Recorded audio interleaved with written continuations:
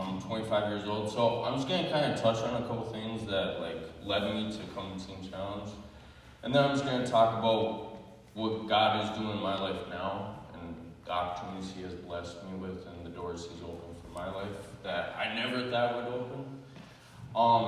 So a little background, I was in and out of prison, in jail since I was 14 years old. And I was looking at another prison bit. I was looking at 85 more months. And I got caught with first degree. And I go to jail and Tim Bonds is in the jail. And it was like, this is the first time God was working in my life. Now that I look at it, this is like the very first time that I see Him already working on me when I didn't even know who God was. I didn't grow up in the church. The only time I ever went to a church was a funeral or a wedding. But so Tim was there, and he seen me come in there. I was pretty rough, about 50 pounds lighter than I am now,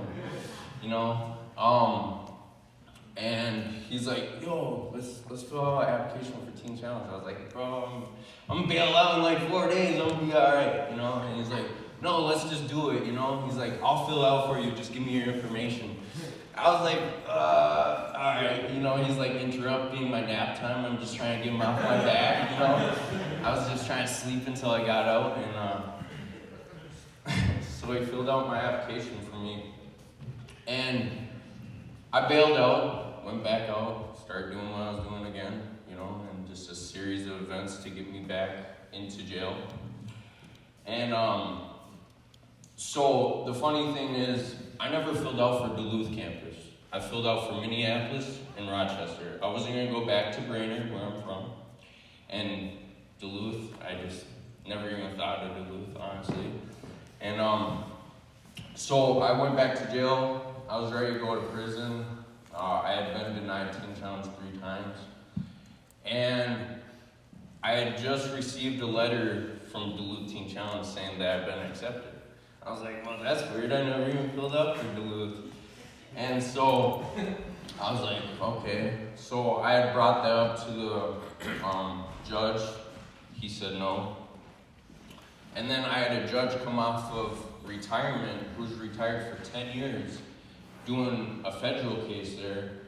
And she ended up doing my case. And, I just kind of had mentioned Teen Challenge again. She's like, well, it's going to be hard, right? I was like, yeah. And she's like, you're going to have to sing in a choir, right? I was like, yeah, well, I like to sing, Like, anything I could say to just, pursue the way of me coming here. And she let me come to Teen Challenge, and that was like, just looking back on it, God was working through Tim to reach my life. He was already, like it says in Matthew 18:12, if a shepherd had 100 sheep and one strayed away, wouldn't a good shepherd leave the 99 to go find the one that had left? And that's my life verse, and it's like so true. And every time I think about it, I'm just like so blessed. But so I came here, and I didn't think too much of it. I was like, I wanted what other people had, but I didn't know much about here, or about God, or, what I was supposed to do, or how to worship, or, but I was just willing to do whatever I had to do to be different from where I was. And Tim, he went to the Brainerd campus, and I got here, and he ended up transferring up here, and it was just like, that was another thing from God, It was just like so ironic that he was here when I got here. And so when I got here, I just kind of like gave it all up to God, was trusting God. And I was dealing with a lot of trials in my life at the time. I had a lot of family pass away while I was here.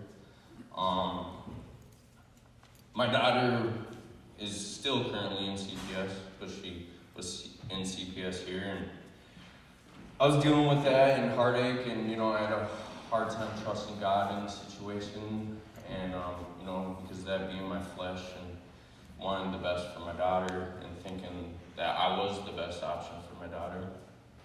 And the enemies come at me all the time telling me, like, what are you doing? You should be out there providing for your little girls, and, you're not being a good enough dad. And, but that's exactly what the enemy wants to tell you, like, you're not doing enough. What you're doing in here, no one sees what you're doing, but that's the total opposite, like, there's so many people that are looking up to you guys, and there's so much going on in the unseen that you can't see in the physical, and when you pray, and the stuff that's happening in the spiritual realm, there's angels fighting for every single one of your guys' lives, and like, this is your opportunity. Yeah, it's cool to make friends, and it's cool to buddy up, but if your brother's causing you to stumble, is he really your brother? You gotta think about that. Like, you guys are here for you. You didn't come here because you didn't have a problem, because or else you wouldn't be here. We all came here because we had a problem, and we were unmanageable, and we couldn't do it on our own.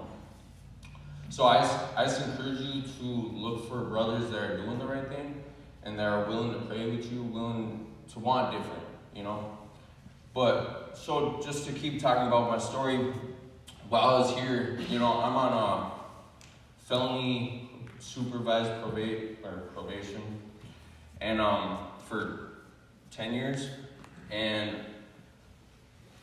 so Jeremy, when I first got here, was talking about this trip in New Orleans, and I was like, I don't think I'm going to be able to go, I'm on probation, it's just praying. He's like, bro, just pray about it, and I was like, well, I'll be praying, I was like, I want to go, trust me, but it wasn't until like the last minute that everything came together where I had the opportunity to go down to New Orleans with Kenny and Jeremy and just go down there and just see a whole different side of these guys and just like see how, you see it here. You see how much they love you and see how much they're like into the Lord and how much they're doing.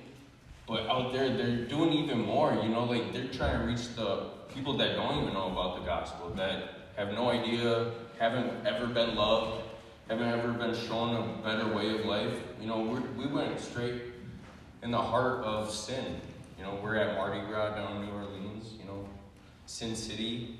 And that was another thing, like God just opened up the door for me. Like, I preached the gospel on a microphone with half-mile hailers. And like I said, when I came here, I didn't even believe in God. So it was just like, wow, like God's using me as a vessel to speak on a microphone with thousands of people walking on the street. And I'm just preaching right out of the book of Matthew. I'm just like, it was just so crazy how God uses you. But so, a thing about trusting God, when I was trying to leave here, I was trying to do everything in the world, try to get a job, trying to get money, a place to stay, and I figured I had it all figured out, after a 13-month program, which I kind of stayed for like 14 months, because I didn't know what I wanted to do, 15, or 15, I don't know.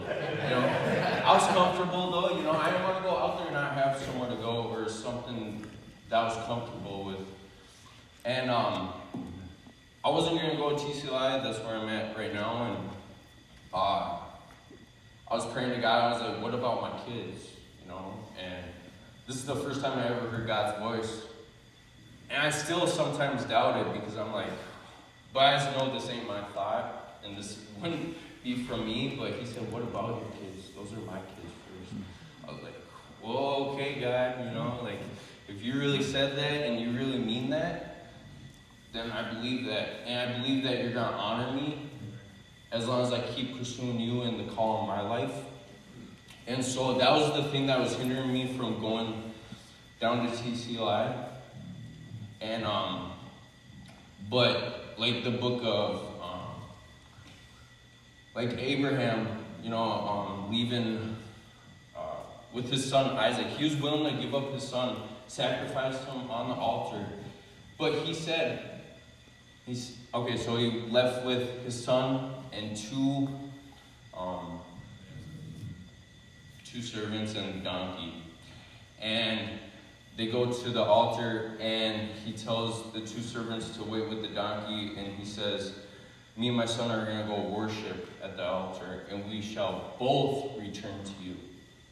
So here he had so much faith that he was going to return with his son, already knowing that God was not going to let him leave. This is the only kid he ever had. So that's what I was doing. I was trusting God and just trusting for something better that was going to come out of the situation of me not going out there and trying to be a father. And so I went down to TCLI, and God's just continuously honored me and blessed me and showed me so much about myself. I grew a lot here, but I think I grew 5 times more down at TCLI.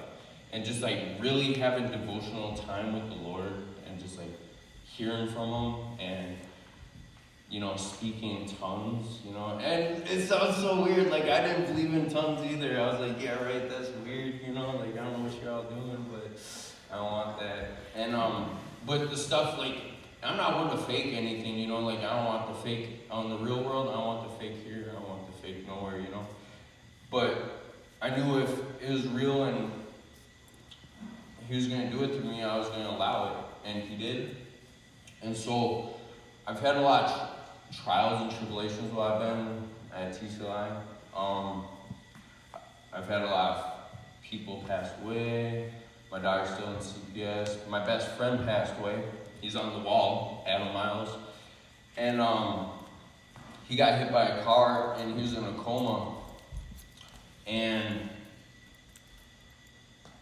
so they had him on hospice, and his sisters called me, and they're we know you're in ministry school down in Minneapolis, and we've been trying to find a pastor, and we're just wondering if you'll speak on his behalf and just kind of lead it. And I was at first I denied it, I was I wouldn't even know how to do that.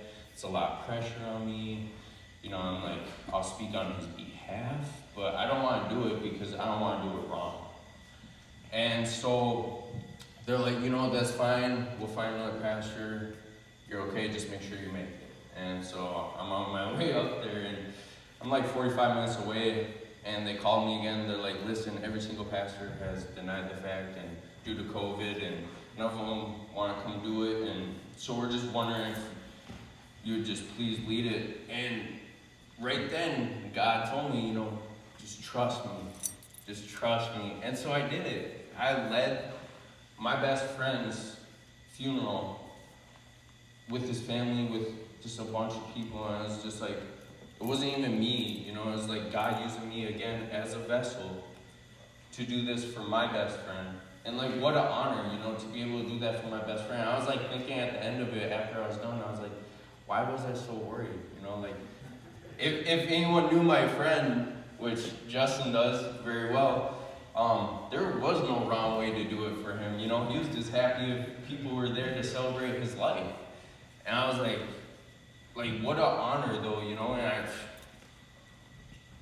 I just can't believe that God used me in that situation. But if I didn't go through the things that I went through, and I didn't learn the things that I learned in this program and down at TCLI, I would have never had the confidence or been able to do it, or just have the faith that God was going to lead me through it. And so that's just another thing. Just be faithful in God. God's going to use every single one of you guys. You might not see it yet. You might not know what it is. And it might come last second, It might just be on the nick of a dime, but he's going to use you, and he has a plan for you guys' life. He has a plan and a purpose. And, I just got hit with another trial this week. We just found out my daughter, 3 years old, she's getting adopted. We just found out. And, as a father, that's so hard to, comprehend and be okay with. And, obviously I want to be dad. I feel like I've earned it. But at the same time, she's in the best place that she could be. She's never going to have to worry about nothing. She's always going to have people that care about her. And, I had the privilege to go there on Christmas break and spend time with the foster parents, and just, they just let me know that as long as I keep doing the same thing, that they're going to honor me and continue to let me see my daughter and continue to let me be a part of special events, and that she's always going to know who her dad is, and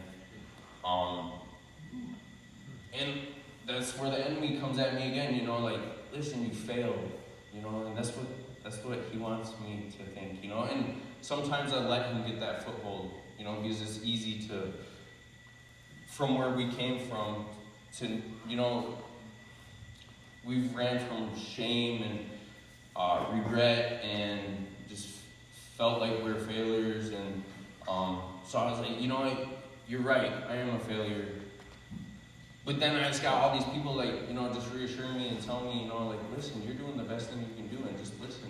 Like, you're still getting the privilege and the opportunity to go see your daughter, which the mother of my child isn't getting that privilege, and the other parent in the situation, because they're not doing what they're supposed to be doing. And, you know, like, it just feels so good to know that I'm not failing my daughter. I'm not going back to the world, because that's the easy thing to do, is to cope with drugs and turn to those coping skills. But yeah, I just continue to trust in God and just know that, like, for every trial, everything, it doesn't matter what it is, there's something happening. God has a plan for every trial. There's for every trial there's, I forgot, but it was something Pastor Terry used to say, but I get my hand shaking. So I don't know, I really love all you guys, and I feel for where every single one of you guys are at, like, whether you're full devoted into word or you're not, you know, like, I've been on both spectrums, but I just know how much God's word had changed me, and just, like, gave me an identity in myself, and just, like, knowing who I am as a man, you know, and just being proud of myself for the first time since I was 14. Is like something, you know, like, I still get humbled by the stuff that I'm doing and the things that God's honoring me with, and just showing me about myself that I never knew. And I just want to reach out to the leaders here, you know.